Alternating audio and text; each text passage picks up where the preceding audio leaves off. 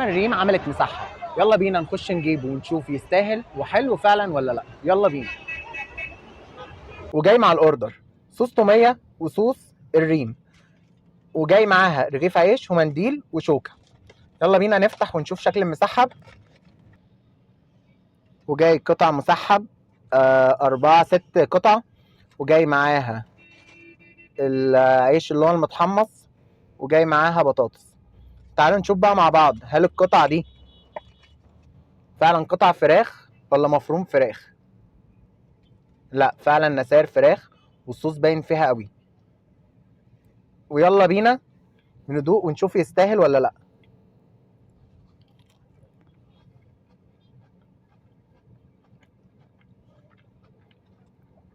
التتبيله حلوه،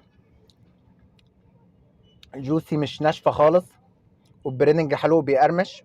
لا،